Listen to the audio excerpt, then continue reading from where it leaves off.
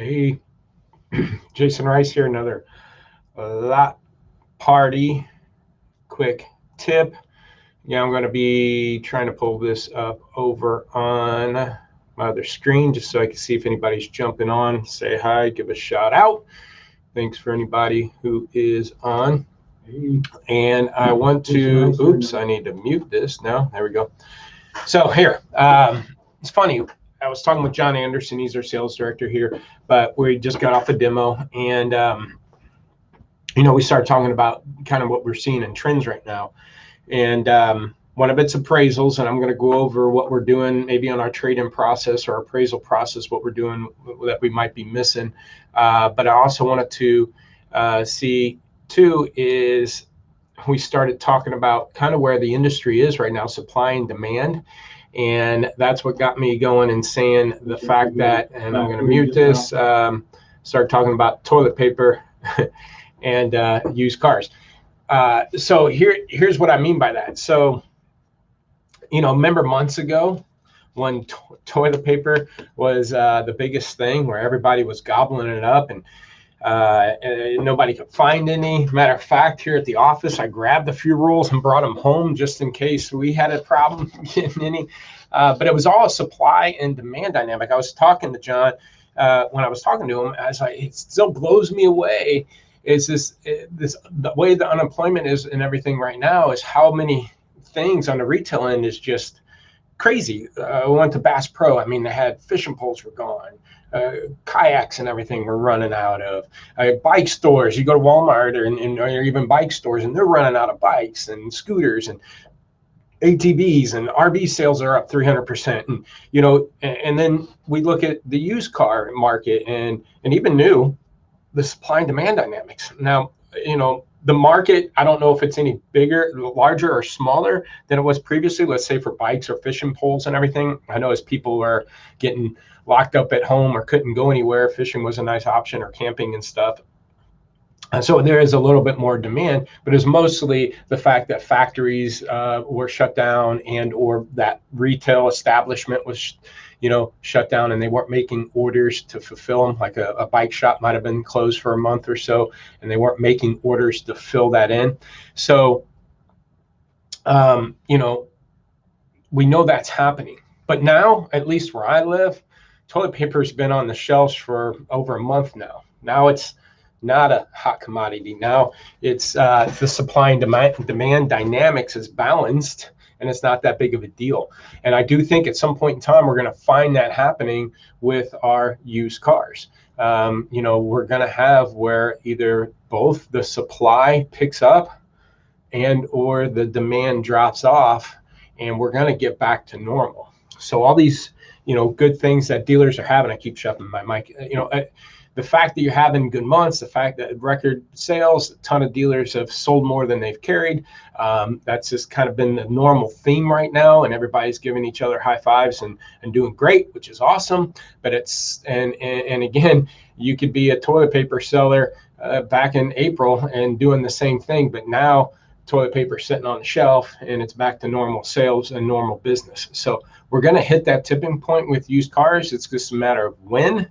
You just got to stay ahead of it, though. So keep that inventory lean and clean. Don't get too proud. And so this kind of leads to the next thing. We're paying so much money at the lane to get these cars just to be able to maintain these sales levels. And so, if I had a dealer carrying 110, selling 180. Well, don't go stock 180 then. Maintain your inventory level and see if you can still sell your 180 with 110 in stock. But because you're going to the lane paying stupid money for, like people might have paid extra for toilet paper back then, or eggs, or whatever the supply and demand dynamics are running into. Freaking hamburger now is crazy, double or triple the prices. So at some point in time, it's going to level off. We're paying too much at the lane. So guess what happens in your appraisal process? What we're seeing a lot of dealers, I just had a dealer hit me up that he thinks he's missing trades. Just look, the book's down in the 30% range. I told him it should be 50 to 60%. And his cost to market on those appraisals were in the 70% range, where he owns at the 90% range and bringing in the high 80s. And I'm like, well, you're paying up somewhere. How is your cost to market, especially on your fresh stuff, in the 80s, 87%, and your appraisals at 73%, and only bringing in 30-something% of those appraisals? So what's happening is, and a lot of it's sometimes pride and ego, but what we're doing is we're paying up at the lane, and so we're trying to make it up somewhere else, and we're trying to make it up on these trade-ins, and customers just aren't falling for that, and so they weren't closing as many. And that's just not one store. We're seeing it at multiple stores. So if you're going to pay up anywhere, pay up at the curb, not at the lane, right? And so if you're willing to own your inventory 85, 87% out the gate, why wouldn't you be appraising at those numbers? Okay. Now, appraisals, some say, well, you know, with the appraisal, maybe the recon's not all, and you should be accurately appraising a car with the recon numbers in there. So, you know, the appraisal cost to market should be accurate, because you should be considering your recon and or pack. So when it hits your inventory, it's there also. So that's not the factor. We're seeing a lot of dealerships hitting trades light to try to make up for what they're doing at the lane. It ends up costing them deals, right? And trades are easier to sell, better gross profit, less likely to age.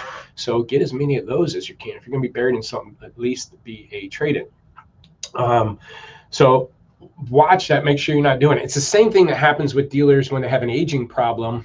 They are eating out of their age, taking a beating on cars, losing $1,000, $2,000 selling these aged cars. So in the meantime, what they do is they raise the price of the fresh cars to offset what the beating they're taking on the aged cars.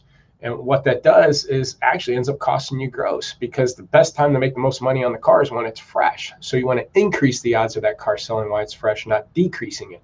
And by raising that price, you're decreasing the odds of it selling, and then it's going to bleed through and you're back to an aging problem again. So again, that's what I'm saying, is to try to make up what you're paying at the lane on trade-ins. It ends up costing you deals, and it's end up costing you gross. So just make sure you're not one of those stores doing that. Also, as Anderson said, and what he was seeing too, you have the ability now to, you know, in vAuto, I know you could do, and I'm sure other systems if you wanted to note it, but sight unseen appraisals.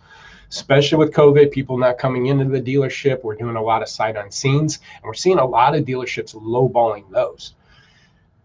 I don't think that's a good strategy. Again, if you're going to lowball that sight unseen appraisal, all it takes is the guy down the street saying, well, shoot, I'll give you $500 more for that, and getting them in the door. If anything, I'm going to hit them a little bit high, and but I'm also going to set them up and say, hey, unless something changes when you get here, and let them know, hey, I think it could be worth up to 10 grand, even though it's a car at 10 grand's kind of a stretch. Maybe that 10 grand's 87% of market, that top number. That's fine. I would tell them, hey, it could be worth 10 grand, maybe even a little bit more, but it also be worth a little bit less once you get here. But that's a number I feel pretty confident in, unless something changes when you get here. Once they get there, put them on the car that they're excited about, get that emotions going, and then address the trade-in. And at that point in time, do a solid silent walk around. Start touching the scratches, start touching the tires, start asking about this. When's the last time you've done this? And start devaluing that trade. And maybe then, if they're excited about the car they came in and seen, you can maybe bump that appraisal down to 9,500 and get that car in a little bit better. But don't try to lowball sight unseen. You're not going to get them in the door. All it takes is somebody to bump you $500. Oh, I'll give you more money than that. Come on in, right? So maximize every trade in a situation. Don't try to steal trades because of what you're paying for at the lane. And again, sight unseens, be strong on them, and then peel them off the roof once they get to the dealership. Again, I wouldn't over exaggerate the value and lie to them. And it could be a solid number. You could end up owning the car for 10 grand, but at least you got that opportunity. So again, used cars could be like toilet paper. You know, we're running through this month or two where it's a big, high demand, low supply. We're paying up for them. We can get customers to pay up for them. We're seeing dealerships able to sell cars at a higher price, which is great because of the supply and demand dynamic. Take advantage of that. But at some point in time, it's going to be like toilet paper, and the shelves are stocked. And there's not as many people buying it and rushing to come get them. So be prepared for that. It's coming at some point in time. It could be 30 days, 45, 90. but it's coming. And then again, don't miss out on trades, because those are going to make your deals this month and your gross. All right. Hope this is helpful. If you like free inventory valuation, lotpop.com. We got some products on there you could check out. Just stocking tool that'll help you. We sell that separately. You don't have to buy our weekly consultant and packages or anything. Just did a demo with that. We got lead management in there. Check it out, lotpop.com. Email me, lotpop.com. If you want any of these first 30 wristbands, I even got black ones came in. So if you want any, go to lotpop.com. There's a hashtag first 30 link there. Give me your name, dealership. I'll send you as many as you want. I've sent 50 to some dealers. I've sent over 300 out last week. So let me know if you want some of those. Happy 4th. Have a great holiday weekend. Talk to you later.